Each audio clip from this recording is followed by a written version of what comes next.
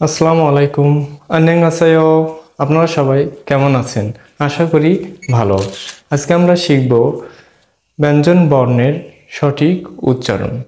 ধরুন, কোরিয়ান ভাষায় আমরা একটি বাক্য গঠন করব, তখন গিয়ক যদি শব্দের শুরুতে থাকে তখন সেটাকে আমরা কিভাবে উচ্চারণ করব, বা যখন পাচ্চিম হিসেবে নিচে থাকবে তখন আমরা সেটাকে কিভাবে উচ্চারণ করব। আমরা প্রথমে একটি উদাহরণ দেই। ধরুন, যখন আমরা বাংলা ভাষায় কোনো বাক্য গঠন করি তখন যেরকম আছে, ধরুন তালবস স, দন্তস্ব, দন্তন্য।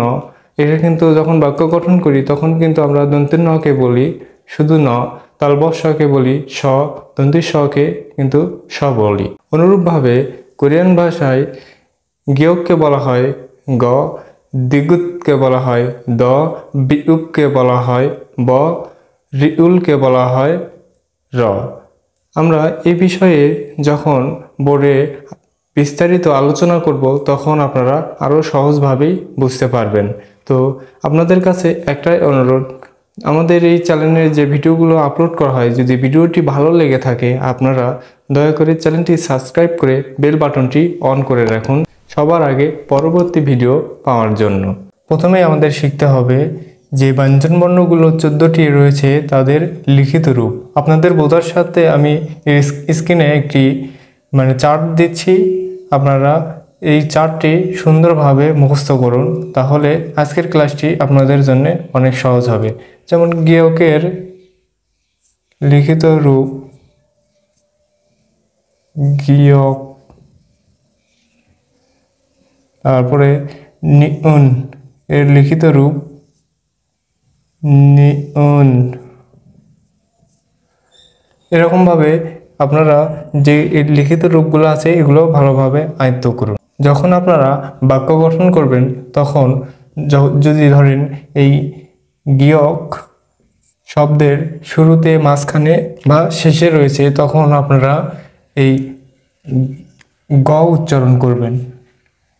আমি আবার বলতেছি, গিয়ক যখন শব্দের শুরুতে, মাঝখানে বা শেষে থাকবে তখন আপনারা গ উচ্চারণ করবেন। আর যখন গিয়ক বাচ্চিম হিসেবে ব্যবহার হবে তখন আপনারা এই শেষের ধ্বনিটা উচ্চারণ করবেন, এই ক ধ্বনি উচ্চারণ করবেন। প্রথম যদি থাকে, মাঝখানে, শেষে থাকলে আপনারা গ উচ্চারণ করবেন, আর নিচে বাচ্চিম হিসেবে থাকলে ক উচ্চারণ করবেন। নিউনের ক্ষেত্রেও একই রকম, যদি শব্দের শুরুতে, মাঝখানে, শেষে থাকে তখন আপনারা ন উচ্চারণ করবেন, আর যখন এটা বাচ্চিম হিসেবে থাকবে তখন আপনারা এই ন হিসেবেই উচ্চারণ করবেন, মানে শেষের ধ্বনি। তারপরে ধরুন দিগুত, দিগুতের লিখিত রূপ দিগুত। শব্দের শুরুতে থাকলে, মাঝখানে বা শেষে থাকলে দ উচ্চারণ করবেন, আর যখন এটা বাচ্চিম হিসেবে নিচে থাকবে তখন আপনারা এই ত ধ্বনি উচ্চারণ করবেন। এরকম যে কয়টি বর্ণ আছে সেগুলো আপনার যদি শুধুমাত্র ইয়ং বাদে, যে কয়টি বর্ণ আছে শুধুমাত্র ইয়ং বাদে এই যে 13টি বর্ণ আছে, এটা যদি শব্দের শুরুতে, মাঝখানে এবং শেষে থাকে তাহলে এই প্রথম ধ্বনিগুলো উচ্চারণ করবেন। যখন বাচ্চিম হিসেবে থাকবে তখন আপনারা এই শেষের ধ্বনিগুলো উচ্চারণ করবেন। আমরা একটা উদাহরণ দিলেই বুঝতে পারবো। এই বর্ণটির নাম কি? ফিউপ। এই বর্ণটির নাম কি? ফিউপ। এর সঙ্গে আমরা ওকার ওকার দিলাম ফো,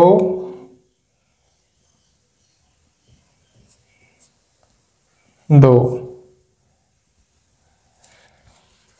এটা যেহেতু প্রথমে আছে তখন এটাকে আমরা কিভাবে উচ্চারণ করব? ফো, মানে ফিউপ। প্রথম ফিউপের লিখিত রূপ যদি লিখি তাহলে ধরুন ফিউপ। তাহলে আমরা যেহেতু আগে আপনাদেরকে বললাম যে যদি শব্দের শুরুতে, মাঝখানে বা শেষে থাকে তখন আমরা এটা প্রথম ধ্বনি উচ্চারণ করব। প্রথম ধ্বনিটি কি? ফ। তাহলে ফয়ে করে ফো, রেখি ফো। আর দিগুত, দিগুত যদি আপনাদেরকে বলেছিলাম যদি শুরুতে থাকে, মাঝখানে বা শেষে থাকলে আপনারা প্রথম ধ্বনিটি উচ্চারণ করবেন। তাহলে দিগুতের দ, ফো দো, ফো দো, ফো দো। এই ফো দো মানে আঙুর। আমরা আরেকটি যদি উদাহরণ দিই তাহলে বুঝতে পারবেন। ধরুন সা, এটা কি শিয়ত, এই বর্ণটির নাম কি শিয়ত। শিয়তের সাথে একটি আকার দিলাম সা, এই বর্ণটির নাম কি জিউত। আমরা কি শিখেছিলাম, এই বর্ণটির নাম হচ্ছে জিউত, এর সঙ্গে একটা আকার দিলাম সাজা। সাজা মানে সিংহ। এর কি সাজা কেমন করে হলো, আমরা যদি আবার শিউত, শিউতের লিখিত রূপ লিখি তাহলে শিউত,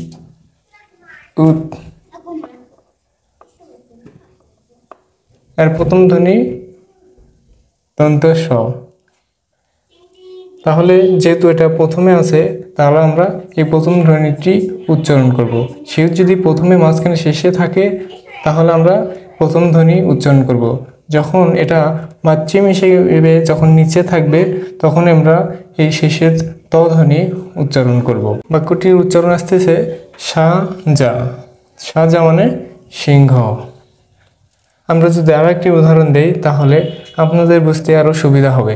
ধরুন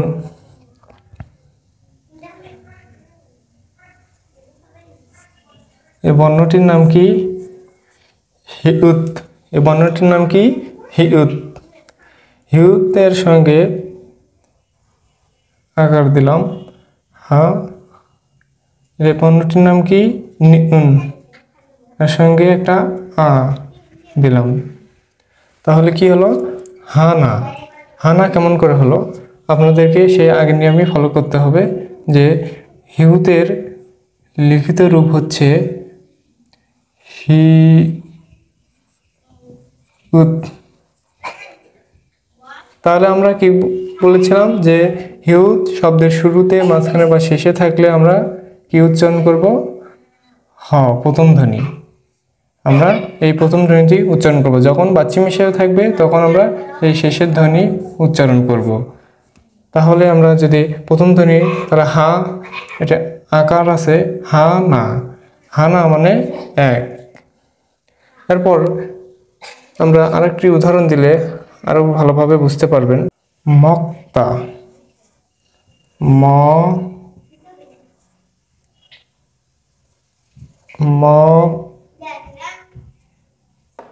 মক্তা, এ মক্তা মানে খাওয়া। মিউম যেহেতু প্রথমে আছে তাহলে আমরা ম প্রথম ধ্বনি নেব, অ ম গিয়ক, গিয়ক, এই গিয়ক যেহেতু এখন নিচে আছে তখন এটাকে আমরা কি বলবো, এই গিয়ককে আমরা শেষের ধ্বনি উচ্চারণ করব। যেমন গিয়ক, ক, ক ধ্বনি এখানে উচ্চারণ করব। মক তা, মক তা, এটা কিন্তু মক দা হবে না। এটা বাচ্চিমের কিছু রুলস আছে, বাচ্চিমের এই সেই রুলসগুলো যখন আপনারা শিখবেন তখন এটা আপনারা বুঝতে পারবেন। এখন আসি মূল কথায় যে আমরা যখন ব্যঞ্জন বর্ণগুলো শব্দের শুরুতে মাঝখানে ও শেষে থাকবে তখন আমরা প্রথম ধ্বনি উচ্চারণ করব, আর যখন বাচ্চিম হিসেবে নিচে থাকবে তখন আমরা শেষের ধ্বনি উচ্চারণ করব। এরপর আপনারা শিখেছিলেন যে সংযুক্ত ব্যঞ্জন বর্ণ, সংজ্ঞক, সংদিগুত, সংবিউপ ও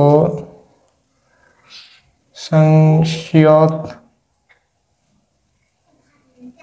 সংজিউত। এই বর্ণগুলো যখন কোনো বাক্য গঠন করব তখন এই বর্ণটিকে আমরা বলবো ক, সংজ্ঞককে বলবো ক, সংদিগুতকে আমরা বলবো ত, সংবিউপ কে বলবো আমরা প, সংশিয়ত কে বলবো স, আর সংজিউত কে বলবো চ। আমি আবার বলতেছি আপনাদের বোঝার সাথে, এটা কিন্তু আপনাদের সামনে ক্লাসগুলোতে অনেক প্রয়োজন হবে। আপনারা মনোযোগ সহকারে শুনুন, আপনারা কিন্তু এটা নোট করে রাখতে পারেন। সংজ্ঞক কে বলে ক,